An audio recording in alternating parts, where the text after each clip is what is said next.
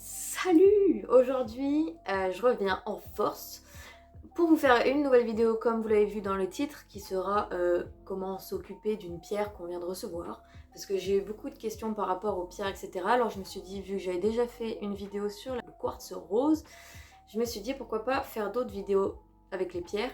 Donc let's go! Comme vous l'avez vu dans le titre et comme je viens de le dire, on va parler de comment s'occuper d'une pierre qu'on vient d'acheter, c'est-à-dire par exemple t'es allé acheter une pierre dans une boutique de lithothérapie ou en ligne et tu sais pas comment l'utiliser alors que tu l'as acheté pour ses vertus. Et c'est ça qu'on va voir aujourd'hui.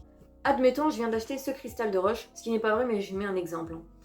Je l'ai acheté parce que j'ai vu que ça amplifiait le pouvoir des autres pierres, que si, que ça. Mais je sais pas comment l'utiliser et comment ressentir ses vertus, etc. Première étape, l'acheteur. Déjà, il faut que tu te poses la question, où est-ce que tu veux acheter ta pierre? Est-ce que tu veux être là pour la toucher, pour sentir ses énergies, etc. Donc, en quel cas tu vas la prendre en boutique, directement tu te déplaces, soit tu la prends sur internet. Par contre, tu te renseignes bien du site pour voir s'il est vraiment fiable, pour pas que tu achètes un bout de plastique au final. Moi personnellement, quand j'achète des pierres, je fais un peu des deux, c'est-à-dire que je vais dans une boutique de lithothérapie, qui n'est pas une boutique de lithothérapie, mais qui est une boutique de spiritualité, donc c'est un peu pareil. Et j'achète aussi mes pierres sur le site France Minéraux que je vous affiche là, que je vous l'écris. C'est un site qui est très fiable par rapport aux pierres, par contre, du coup, les prix vont être un peu plus élevés que si vous allez chercher les pierres directement en boutique, puisque forcément vous aurez les frais de livraison, sauf si vous tombez sur une promotion. Donc je vais prendre un autre exemple de pierre, ce sera plus parlant qu'un cristal de roche, parce que le cristal de roche, je l'utilise principalement pour amplifier les actions des autres pierres, mais du coup, je vais prendre ce que j'ai au cou là.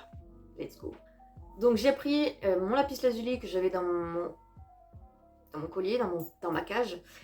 Donc moi je l'ai acheté pour l'intuition, pour travailler avec le chakra, pour travailler le chakra du troisième œil et autre chose, mais je sais plus. À ce moment-là, je sais plus. Les pierres ont des vertus physiques, psychologiques et mentales et spirituelles. Moi j'ai voulu prendre la pierre pour les trois, je crois bien. Là je l'utilise actuellement pour l'intuition, mais quand je l'ai acheté, je sais plus trop pourquoi je l'ai acheté. Bref, c'est pour s'en servir dans tous les cas. Moi en fait celle-là je suis allée l'acheter en boutique physique, donc où je me suis déplacée, et je conseille ça plutôt, comme ça quand il y a des pierres roulées, tu peux les toucher et tu peux sentir leurs énergies et celle qui te convient, alors que dans une boutique en ligne, quand tu achètes, c'est pas forcément une pierre qui pourrait te convenir si c'est la pierre que tu as achetée. Admettons tu veux acheter une améthyste en ligne, une améthyste sous cette forme-là, la pierre que tu vas recevoir ne va pas forcément te correspondre, alors que si tu vas en boutique, tu vas la choisir et tu vas la toucher, tu vas ressentir ses énergies, donc forcément ça va être plus facile de te faire correspondre. Si tu veux l'acheter en boutique physique, tu vas aller à la boutique. Si les pierres roulées comme ça ou les autres pierres que tu voudrais acheter sont sous verre à ouvrir pour pouvoir les toucher et sentir leurs énergies, en fonction, tu peux regarder plusieurs pierres. Par exemple, moi quand j'ai acheté, elle était dans une boîte, enfin dans un compartiment avec d'autres lapis lazuli. Je l'ai prise. Je crois que c'est du premier coup que je l'ai vue, je l'ai prise et je l'ai sentie et ça me convenait. Comment on sait que ça te convient ou pas? En fait déjà, quand tu vas la voir, la pierre, la première que tu vas voir souvent c'est celle qu'il te faut. Après tu la touches dans tes mains, tu la laisses comme ça. Et moi j'aime bien fermer la main et le mettre au milieu de ma paume. Et j'attends un petit peu et je sens des picotements ou de la chaleur. Et des fois il y a vraiment des pierres qui sont très puissantes et qui me font vraiment des énergies bizarres dans la main. Mais du coup, ce que je fais moi, donc je viens et je vais la tâter. Si je l'aime pas trop, je vais en prendre une autre, etc. Donc c'est ça que je conseille de plus faire. Ou sinon, ben, quand t'achètes en site internet, t'as pas forcément le choix, t'as pas même du tout le choix de la pierre, donc c'est un inconvénient. Maintenant, ça va être comment tu vas pouvoir l'utiliser, parce qu'il y en a, ils voudraient l'utiliser directement quand ils l'ont acheté, sauf que ça va pas être possible. Enfin, techniquement c'est possible, mais c'est un peu déconseillé. C'est déconseillé parce que justement, déjà, si tu l'achètes dans une boutique physique, les gens l'ont déjà touché, donc elle a déjà absorbé les énergies ou elle en a déjà envoyé, donc elle n'est pas au maximum de sa puissance.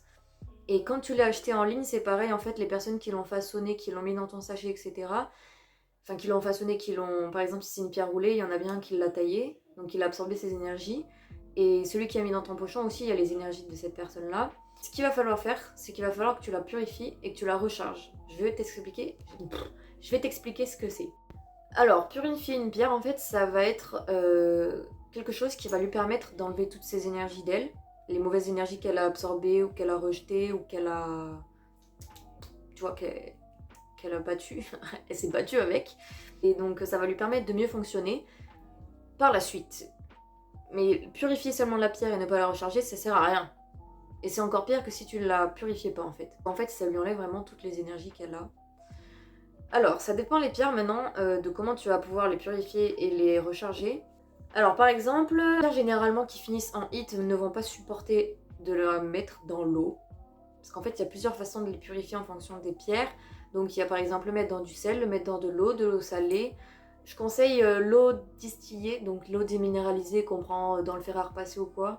Parce qu'il y a moins de minéraux et ça va moins attaquer la pierre déjà. Et ensuite, il y a moins d'énergie que dans une eau de robinet, déjà. Généralement, les pierres qui finissent en hit comme moldavite, malachite, sodalite, fluorite, etc., on va éviter de les mettre dans l'eau parce qu'elles n'aiment pas ça. Il y a une pierre par contre qui finit en hit qui aime bien l'eau, c'est la labradorite. Donc ça, c'est un cas à part. Et si vous ne savez pas comment la purifier, vous pouvez toujours chercher le nom de la pierre sur internet et comment la purifier. Donc par exemple, vous achetez le lapis lazuli, comment recharger un lapis lazuli. Comment purifier un lapis lazuli, on n'en est pas encore là. Alors justement, mon lapis lazuli, je sais qu'il n'aime pas forcément l'eau, donc je vais pas le mettre dans l'eau. Et même si tu as un doute, au pire, ce que tu vas faire, moi ce que je fais, c'est que je vais prendre un verre. Imagine que ça c'est un verre. Imagine c'est un verre. Je prends un verre, je mets du sel dedans, du gros sel de préférence, et je vais prendre un autre verre que je vais poser par-dessus. Et à ce moment-là, je vais mettre les pierres dans le verre qui est au-dessus. Et en fait, de ce fait-là, les énergies du sel qui vont pouvoir purifier ta pierre, en fait, elles vont remonter vers le haut et elles vont remonter vers ta pierre et ça va s'enlever vers le haut. Donc ta pierre, elle sera rechargée même si elle n'est pas en contact avec le sel directement. Cette méthode-là que je fais, notamment pour la malachite, elle est radicale et universelle pour toutes les pierres. Il n'y a aucun risque pour toutes les autres pierres. Par exemple, tu veux purifier en même temps un cristal de roche, un lapis lazuli, une malachite et un quartz rose, tu peux très bien mettre un verre, du gros sel, par-dessus un autre verre et tu mets les pierres dedans. C'est nickel. Donc la pierre que tu purifies, tu vas la laisser dans le verre à peu près 3-4 heures, je dirais. Ou si tu veux vraiment qu'elle soit bien vide, toute la nuit, s'il faut, pas de problème. L'étape numéro 3 de s'occuper d'une pierre, ça va être le rechargement. Donc le rechargement, c'est complètement différent que la purification, mais ça va ensemble, attention. Ça sert à rien de recharger une pierre qui n'a pas été purifiée. Elle est déjà pleine. Si on récapitule, la purification, c'est pour vider la pierre de ses énergies, et le rechargement, ça va être pour justement lui remettre ses énergies à elle dedans. Mon petit lapis lazuli qui est là, je vais l'avoir mis dans le verre qui est en dessous de l'autre verre avec le sel. Hein, je vais pas vous faire un dessin. Lapis lazuli, soit vous avez un cahier ou vous avez recherché sur internet si elle préfère se recharger au soleil ou à la lune. Donc par exemple, comment recharger un lapis lazuli, ça va vous dire rayon lunaire ou rayon solaire. Après, il faut savoir que certaines pierres ne supportent pas d'être trop longtemps au soleil ou en plein soleil qui tape vraiment, comme le quartz rose et l'améthyste. Ça va leur faire perdre de leur couleur. Si le lapis lazuli, on n'y a rien, on va y arriver. Je vais le mettre, après de l'avoir purifié, au rebord de ma fenêtre. Même si la pierre est à l'ombre, ça marche quand même avec le soleil. Et donc, si tu veux la recharger à la lune, c'est pareil. Si tu as un cristal de roche, tu peux le poser au-dessus. Si le cristal de roche a été purifié et rechargé avant, ou qu'elle n'a pas été trop utilisée, voilà, elle n'est pas trop saturée, tu peux le mettre. Parce qu'en fait, elle va recharger ta pierre. Et ça purifie en même temps. Il y a des pierres qui aiment bien aussi être rechargées sur d'autres pierres. Donc comme je disais, soit tu poses sur un cristal de roche, soit tu poses sur un amas d'améthyste. Je vais vous montrer. Donc ça c'est un amas d'améthyste, donc soit tu le poses dessus, moi si tu poses quelque chose dessus il va dégringoler, hein, mais tu peux le poser à côté, ça va être pareil, hein, les énergies, ça va être pareil. L'étape numéro 4, ça va être se renseigner les vertus de la pierre. Si tu as déjà renseigné, c'est très bien. Si tu t'es déjà renseigné sur les vertus de ta pierre que tu veux acheter, c'est très bien. C'est ce qu'il faut faire en premier. Il ne faut pas acheter une pierre à l'aveugle, surtout si elle ne va pas te correspondre après. Le lapis lazuli, par exemple, ça va être principalement l'intuition, aider pour l'épilepsie, à avoir un sommeil réparateur quand tu pionces avec. Il va aussi pouvoir t'aider par rapport à la pousse de tes cheveux et à la pousse de tes ongles, c'est cool ça. Donc ça c'est le point de vue physique. Il calme la toux et les éternuements aussi.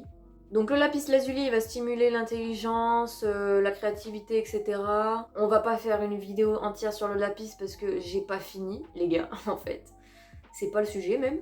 Tu t'es renseigné sur les vertus de ta pierre, tu veux l'utiliser pour ça. Et en fait, maintenant, prochaine étape. Donc l'étape numéro 5, ça va être de regarder auquel niveau il agit, auquel chakra. On n'est pas dans Naruto, ok, j'avoue. Mais il y a quand même des chakras à 7 dans le corps. Et c'est à peu près où les énergies vont se rencontrer. Par exemple, tout ce qui va être chakra du cœur. Si t'as des problèmes d'affection, si t'as des problèmes de perte d'abandon, si t'as des problèmes affectifs, ça va être là. Si t'as les problèmes de communication aux autres, peur de parler en public, etc., ça va plutôt être chakra de la gorge. Pas de faire tous les chakras parce qu'on n'est pas fini, il faudrait une vidéo entière aussi là-dessus. Donc le petit bonhomme là par exemple, le lapis lazuli, moi je l'utilise principalement pour le chakra du troisième œil puisqu'il va développer l'intuition. Il peut aussi faire chakra de la gorge du coup, et chakra du cœur. Mais je vous laisse découvrir qu'est-ce qu'il fait dans les chakras. Il fait pas tous les chakras, chaque pierre ne fait pas tous les chakras. Il y a une pierre en particulier qui va faire un qui va en faire plusieurs. Par exemple, il en fait 3. Je sais que le quartz rose, il en fait qu'un. Le cristal de roche, il fait tous les chakras, pas lui. Et en fonction de quel chakra tu veux travailler avec la pierre, tu vas le placer plus ou moins proche du chakra, c'est-à-dire que, petit tips, petit truc qui pourrait être sympa. Donc, par exemple, le quartz rose, il va agir au chakra du cœur, donc tu vas plus porter un collier. Le lapis lazuli, tu peux aussi le porter au niveau du cœur ou au niveau de la gorge, donc un collier assez court. En fait, le plus proche la pierre elle va être du chakra, plus forte va être sa vertu en fait. Donc par exemple, tu veux acheter un quartz rose, tu vas plus le porter au niveau du collier, en collier. Si tu veux porter des bracelets, le poignet gauche, ça va être pour que ça agisse sur toi. Et le poignet droit, c'est quand tu veux que ça agisse sur ton environnement ou sur ce qui t'entoure. Exemple, quartz rose, tu veux que ça t'aide à avoir plus confiance en toi, tu vas le mettre à gauche pour toi, pour que ça marche sur toi. La labradorite, si tu veux que ça t'empêche d'absorber les énergies des autres, de faire trop éponge émotionnelle, poignet droit. Ou pareil, œil de tigre, pour renvoyer les mauvaises énergies que les gens t'envoient, poignet droit. L'œil tigre peut se porter au poignet gauche aussi si tu veux travailler sur quelque chose à toi. Bref, je crois qu'on a fait un peu le tour de comment utiliser ta pierre quand tu l'as achetée. Si tu as des questions, n'hésite pas en commentaire, j'y répondrai, y a pas de problème. Si tu veux d'autres vidéos dans ce style aussi, dis-moi, je suis toute oui. J'espère que cette vidéo t'aura plu. Moi, en vrai, ça m'a fait plaisir de tourner une vidéo sur les pierres, parce qu'en vrai j'aime bien parler de pierres. Et j'étais pas très active, voire pas du tout. En fait, je faisais un peu le fantôme sur YouTube jusqu'à maintenant. J'étais plus présente, je faisais plus de vidéos. Je savais pas quoi faire comme vidéo. Et du coup, les gens qui m'ont posé des questions sur les pierres, ça m'a donné envie de faire cette vidéo. Donc, problème résolu. Je pense que je vais revenir, mais en parlant d'autres pierres. Donc, reste connecté et attends les vidéos des autres pierres. Bref, voilà. Allez, bye bye!